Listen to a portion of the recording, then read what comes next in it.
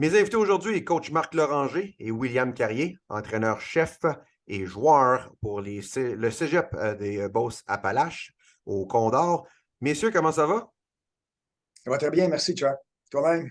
Ça va super, merci. William, Yes, en forme, toi? en forme? Oui, en forme aussi. On essaie de garder la forme, malgré la température et le climat. Messieurs, merci d'avoir pris le temps aujourd'hui de jaser Condor. Coach, je vais commencer avec toi. La question que je pose à tous les entraîneurs, écoute, ça s'est super bien passé pour toi sur le terrain cette année. Donne-nous donc un résumé de ta saison 2022. D'abord, on ne savait pas exactement à quoi s'attendre parce qu'il y avait une transition qui se faisait particulièrement en défensive cette année pour notre équipe. On croyait que l'attaque mènerait notre équipe à du succès, mais qu'en défensive, on aurait peut-être des problèmes en cours de chemin parce qu'on avait perdu la moitié de nos partants de la saison précédente en défensive. Mais bon, il y a un paquet de joueurs qui sont levés là-dedans, c'est-à-dire des gars qui revenaient, qui ont été encore supérieurs à ce qui avait été la saison précédente. Et de jeunes joueurs qui sont ajoutés aussi, là, qui ont connu de très belles saisons. Et puis, au final, ça s'est bien passé tant à l'offensive qu'en défensive. Le premier jeu de la saison pour nous était un retour de bottée d'envoi pour un toucher. Notre saison était lancée. Puis, on a joué 11 matchs plutôt que 8 parce qu'évidemment, on avait une saison de 8 matchs en saison régulière, mais on a passé au travail des séries éliminatoires sans subir la défaite. 8 de nos matchs 8 des 11 matchs ont été en temps continu, en running time. Yeah. On avait une avance substantielle. Donc, on est fiers de ce qu'on a accompli parce que le défi, c'est toujours un défi différent d'essayer de rester invaincu. Évidemment, pour moi, mon obsession, c'est pas de rester invaincu, mais plutôt de gagner le dernier match de la saison, le dernier match qu'on joue. Mais on l'a fait aussi en restant invaincu. C'était un défi particulier cette année parce qu'on se disait qu'on pouvait marquer l'histoire, parce qu'on avait été aussi invaincu la saison précédente. On avait Oui. aussi eu 11 victoires d'affilée l'année précédente en remportant le bol d'or. Donc là, on se disait, OK, ça nous donne un objectif parce que là, on semblait être lancé sur une saison qui pouvait, entre guillemets, être facile, mais on se donnait des défis en cours de route. Puis évidemment, de rester invaincu était un de ceux-là. Mais ça, c'est tout à l'honneur des joueurs qui ont réussi à faire en sorte que ça se produise, puis qu'on remporte le dernier match, parce que le dernier match était un match fort compétitif, donc il fallait montrer du caractère. C'était le danger, le piège qui nous attendait, c'est-à-dire, tu remportes des matchs facilement, mais le jour où il y en a un plus difficile, comment l'équipe va réagir? Puis on a su réagir de façon adéquate, parce que c'est un match où on perdait la demi, mais on a gagné la deuxième demi 21-8, puis ça nous a permis de remporter le match. Ça, c'est un signe que les joueurs sont courageux, qui persévèrent, puis croient en eux. Puis quand je dis en eux, pas individuellement, mais collectivement. Ça, pour moi, c'était ça le fait marquant de notre saison. Au niveau de ta philosophie d'entraîneur, valeur, qu'est-ce qu'on préconise au Condor?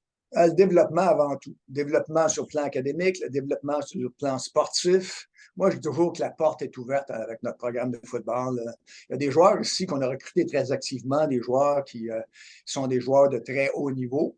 Puis il y a d'autres joueurs qui se démarquent que personne ne connaissait, qui se développent, qui sont développés ici à l'interne. On a un grand nombre de joueurs qui font partie de l'équipe d'étoiles. Puis plusieurs d'entre eux, je suis convaincu qu'à leur arrivée, ne pensaient jamais qu'ils seraient des membres d'une équipe d'étoiles au football. Donc ça fait partie de l'idée de développement, de donner des opportunités, croire à ceux qui nous choisissent, en ceux qui nous choisissent évidemment. Puis parce qu'ils, quand ils nous choisissent, ils choisissent ça aussi. C'est-à-dire, on va se travailler au développement et non pas c'est le résultat exclusivement, mais c'est le travail en cours de route qui mène à des résultats. Puis, il va y avoir des années potentiellement où il va y avoir moins de talent globalement, mais il y a encore du développement qui va se faire, puis il y a encore des jeunes qui vont bénéficier de cette approche-là, je pense. William, secondaire de ligne à la défensive des Condors. Tu as déjà 2 saisons sous la cravate, je pense, tu m'as dit? Yes. Okay. Là, vous montez à la deuxième division collégiale. As-tu hâte? Vraiment? Dis-moi donc, c'est quoi ton appréciation du programme de football des Condors en général? Je crois que depuis que je suis arrivé au Condor, le programme il fait que s'améliorer. Que d'année en année, on a des nouvelles technologies pour nous aider. Et on a de l'encadrement de niveau très professionnel, je trouve. Fait que, tu sais, 2 préparateurs physiques, on a des accéléromètres pour nos entraînements. Fait on a des iPads avec des capteurs de vitesse pour la plupart de nos mouvements qu'on fait. On se pose pas de questions, on fait que notre job, on s'entraîne. On a aussi récemment fait des tests de course pour analyser notre course. Mm-hmm. On a vraiment des beaux investissements que le Cégep a fait pour nos athlètes. Fait que c'est vraiment intéressant pour ça. Fait que depuis que la journée 1, je pense que c'est ça qui m'a marqué, c'est qu'à chaque année, on a une affaire de plus, puis on monte tout le temps en qualité, puis à ce que le Cégep a à offrir pour les étudiants athlètes. Une belle progression. Exact. William, au niveau de l'académique, toi, tu es un petit gars de la région. La transition entre l'école secondaire à Saint-Georges puis le cégep, est-ce qu'il y a eu un gros tremplin pour toi ou ça s'est fait relativement bien? Comment ça a été? Ben, c'est sûr que ma première session, ça a été en ligne. Fait que ça a été un petit peu différent. Ouais. Mais par contre, le cégep, là, pour les étudiants athlètes, il offre un cours complémentaire qui nous permet ça s'appelle optimiser mon entrée au cégep, si je ne me trompe pas. C'est ça, ouais. Puis ça nous permet s'améliorer en français. Puis grosso modo, là, c'est vraiment fait pour les athlètes. Puis ça termine un petit peu plus tôt, puis on commence plus tôt. Fait on commence plus tôt, puis je trouve que c'est vraiment très bien fait. Puis c'est un des trucs que j'ai aimé, puis que ça m'a aidé, moi, je pense, à les prochaines sessions. Puis on a aussi de l'encadrement là, académique, là, des horaires à faire signer, puis des consignes. Tu sais, c'est très short. Coach, peux-tu élaborer un petit peu plus sur ce Oui, que William parlait du cours optimiser mon entrée au cégep. Ça, c'est un cours qui est offert exclusivement ici. Je pense pas que je sais que ça n'existe pas ailleurs. Je n'ai pas entendu. C'est offert exclusivement à nos recrues. C'est-à-dire qu'on arrive au camp d'entraînement début août. Normalement, le cégep n'est pas encore commencé, mais nos recrues commencent l'école avec le cours optimiser mon entrée au cégep. C'est, dans le fond, une préparation aux études collégiales. Ce cours-là se termine à la mi-session.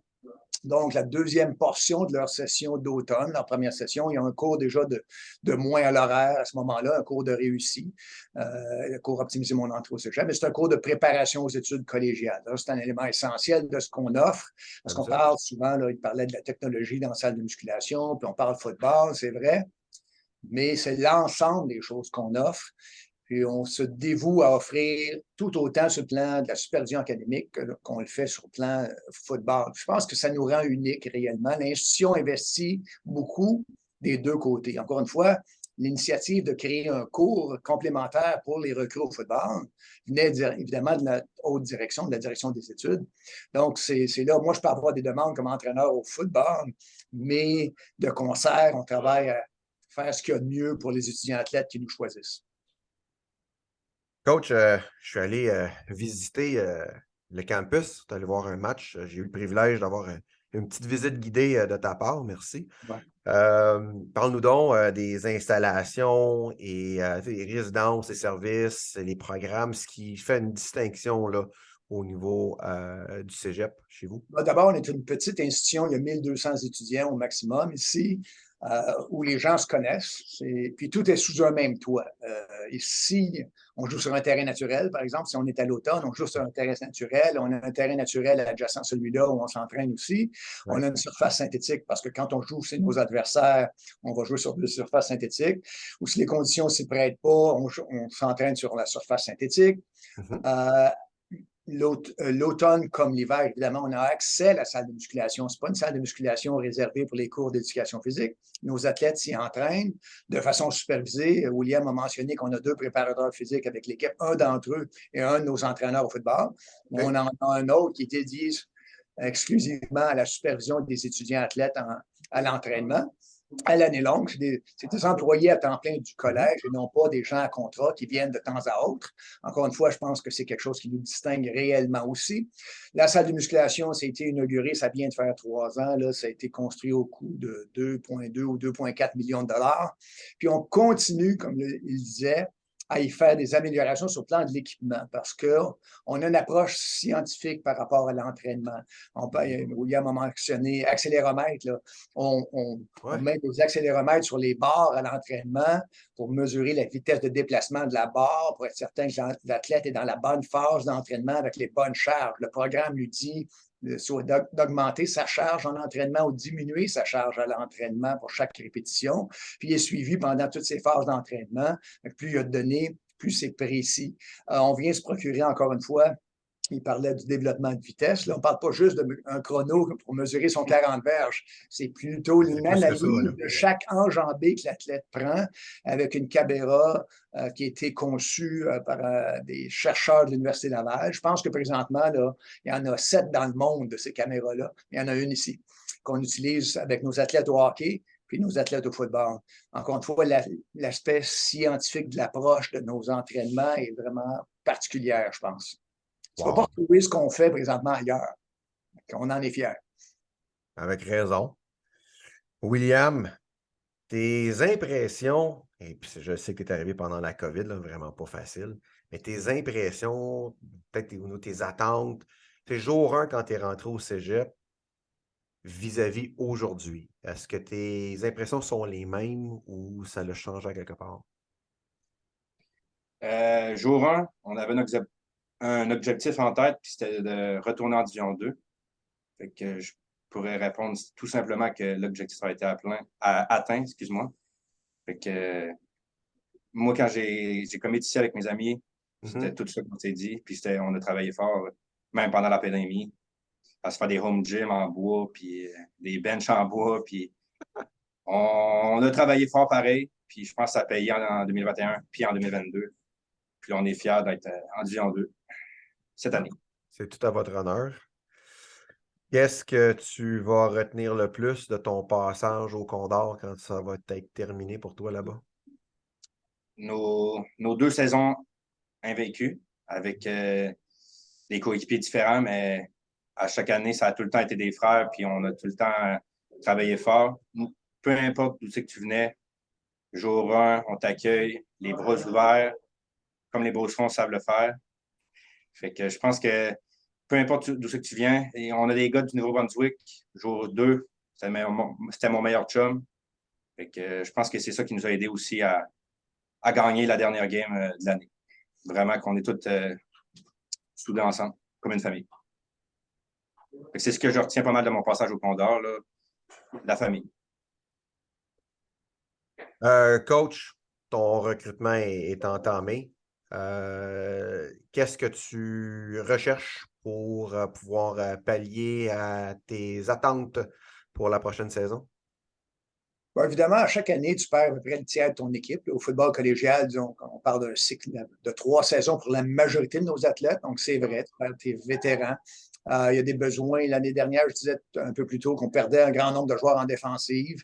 On a réussi à combler ces besoins-là. On a encore des besoins cette année en défensive, mais on en a, c'est un peu plus équilibré. Un peu partout, on perd un grand nombre de joueurs de premier plan à l'offensive aussi cette année, par contre. On avait plus de profondeur. Au cours des 2 dernières années, on a développé une certaine profondeur, surtout du côté offensif. Là, cette année, en défensive, moi, je coach en défensive. On est à la recherche de joueurs de ligne défensive. On est vraiment très nombreux. Mais on a besoin de joueurs un peu partout, évidemment, parce que dans 3 ans, ça va être ce groupe de joueurs-là qui va quitter, qui va être nos vétérans. C'est eux qui mènent l'équipe, en réalité, sur le terrain, généralement, leurs expériences, leur développement personnel. Un joueur arrive au collégial, c'est un adolescent. Puis ici, on dit, quand tu vas quitter, tu vas être un homme. Tu vas être plus près des joueurs universitaires que tu vas être du joueur qui est arrivé au collégial 3 saisons plus tôt. C'est ce qu'on a mis en place, c'est ce qu'on veut faire. S'ils désirent faire des études universitaires, on veut avoir mis en place ce qu'il faut pour les aider à atteindre cet objectif-là. Puis s'ils veulent jouer au football universitaire aussi, on veut avoir fait tout ce qui était possible pour les aider à atteindre cet objectif-là sur le plan sportif. Évidemment, ce n'est pas donné à tous. L'entonnoir se resserre. Là, il y a 6 programmes de football universitaire, 3 seulement en français au Québec. Il y a 30 équipes à peu près au collégial. La majorité d'entre elles sont remplies de joueurs francophones. Évidemment, le défi est grand, mais je regarde encore cette année, on peut dire mission accomplie. Là, on va avoir un grand nombre de nos joueurs qui vont jouer au football universitaire, qui vont faire des études universitaires l'année prochaine, puis on en est très fiers. Nice.